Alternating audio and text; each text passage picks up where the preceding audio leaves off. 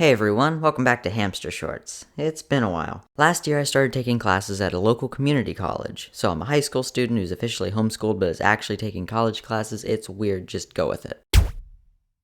So I'm sitting there, first day of class, staring at the periodic table on the wall, trying to use the letter blocks to form rude words, as you do. When the professor comes in, and after a few minutes it becomes clear that I can't understand a thing she's saying. She has a little bit of an accent, but that's not the problem. I can understand the individual words just fine. But when they're strung together to form sentences, the meaning just goes out the window. It's like she'll be talking, and I'll be like, I have no idea what you just said. Next, she wants us all to introduce ourselves, and if you're anything like me, you hate group introductions. They're so meaningless. It's like, hi, my name is Logan, I like birthday cake and long walks on the beach. There, you know me in entirety now. Every facet of my personality is laid out before you. Okay. Also, I struggle to talk in front of groups, which you'd think would be weird for someone who spends all their free time making videos where I talk to the internet. But that's different, because I'm actually just talking to myself in front of a microphone in my bedroom alone.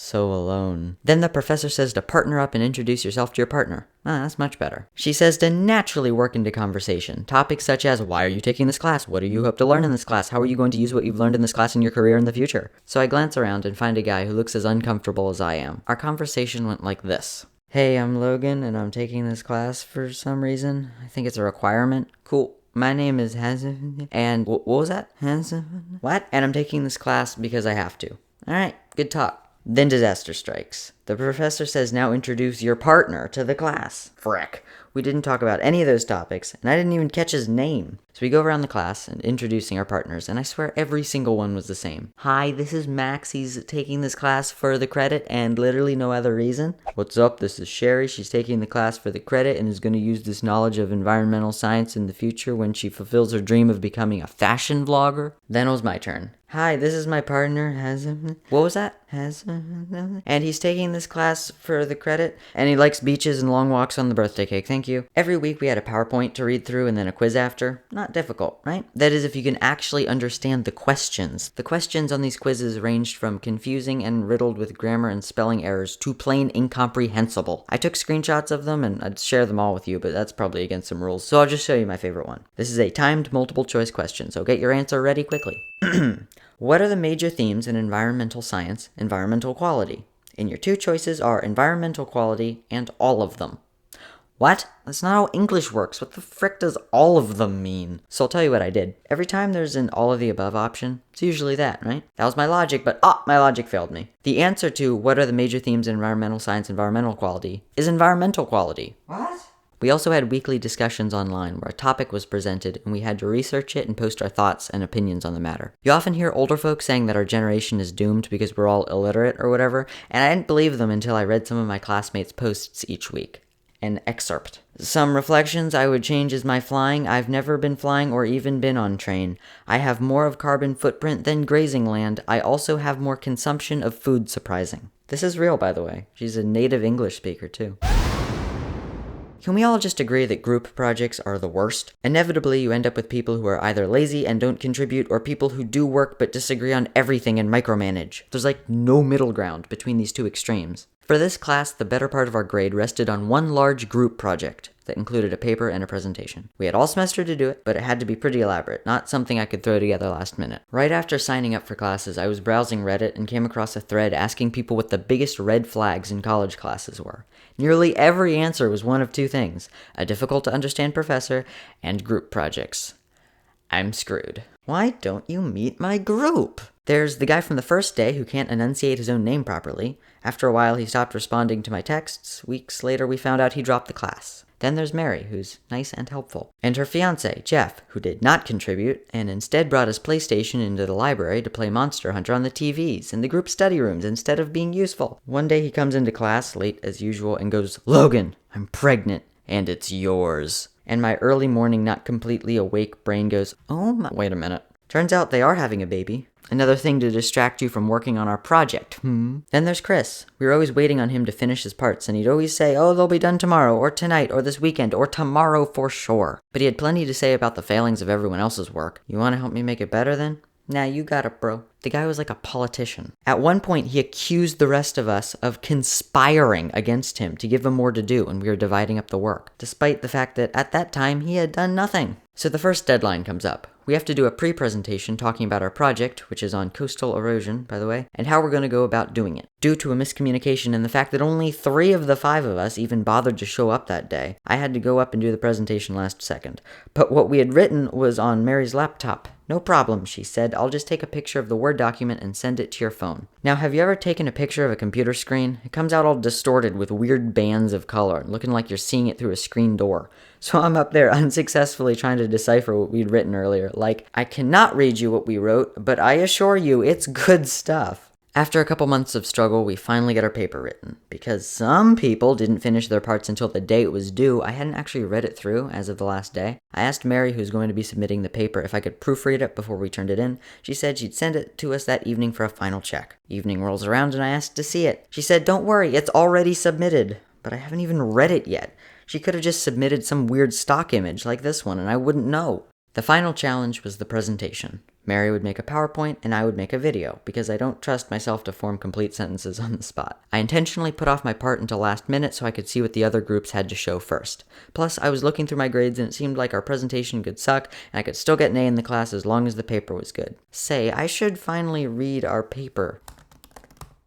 Oh, it's bad, like really bad. The content is fine, but it's filled with grammatical errors and hilariously misspelled words. I'm beginning to panic. Oh, this is bad. This part's pretty good. Oh, that's my part. My group members needed to retake first grade spelling. Nevertheless, written never space the space less. Process, spelled P-R-O-S-S-E-S. Good lord, this is a college class. Everyone here is like 18 to 20. I'm probably the youngest person here, but at least I can spell process correctly. There were 2 days of presentations, set 2 days apart. Ours was on the last day. The first day of presentations goes by, and it's clear which groups were passing and which were not. One group had been meeting up at Starbucks every day for a couple weeks, so they had an incredibly detailed PowerPoint on deforestation. Another group made a video about glaciers. No narration, only text on the screen, but the text was solid white, and glaciers are pretty much entirely white as well, so no one could see anything they wrote. Until the end, when they were like, "So in conclusion, save the glaciers by buying a Tesla." Mary said she had the speaking portion of our presentation done. All that was left was the video. I got this. I spend all my time making videos. This is my thing. I have a whole day to do it. Too easy. All day I'm dragging my feet. Nothing is coming to mind. I finally finish writing a script by about 6 o'clock. An hour later, I have recorded the lines and cut them together. All I need to do now is find some relevant footage, make the graphics, then get a good night's rest. Then all of a sudden, my power goes out. Okay, an inconvenience, but I'm on a laptop and I can get internet through my phone's hotspot. But video editing is burning through my battery quickly and I need a recharge. Aha, we have a battery backup for just this kind of emergency. It's got 10,000 milliamp hours. That's tons of power. I should be able to go for hours and it dies in 4 minutes. I'm sitting in the dark. My laptop's almost dead. It's like 9 p.m. The presentation is first thing tomorrow. I need to be asleep in 2 hours if I want to be sufficiently rested. A truck from the electric company finally shows up and gets our power on at 11:30 at night, and the video's still unfinished. I simultaneously channel Sonic, dash, accelerate, and eventually complete it at 1:45 in the morning.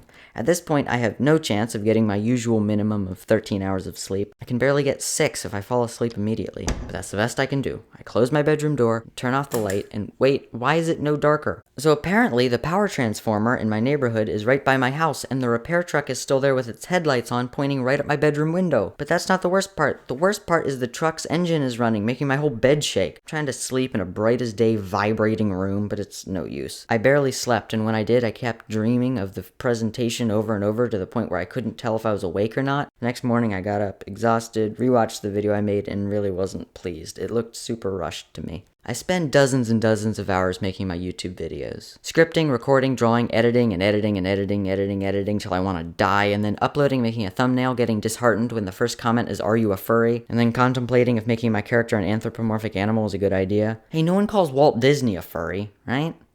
Right?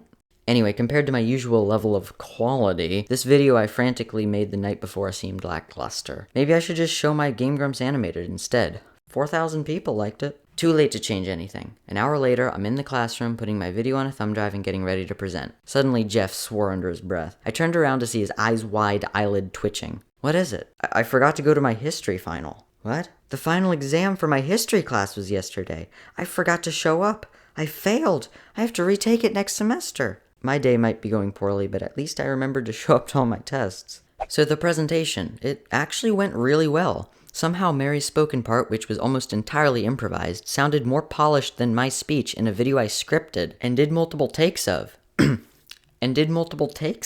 And our paper, the professor totally liked it. Apparently, thanks to her loose grasp of English, all those mistakes went unnoticed. And that's the end of the story. Thanks for watching. I hope you enjoyed this video. Like it and ring the bell and toot the horn or whatever if you did. More stuff coming soon, hopefully, maybe. For sure, definitely, you can click the top right box to watch my other hamster shorts if you can stand my voice in them. And the bottom right box to watch my recent Game Grumps animateds. Also, I made a few PUBG highlight videos on my second channel. I think they're really funny. Link in the description if you're interested. See ya.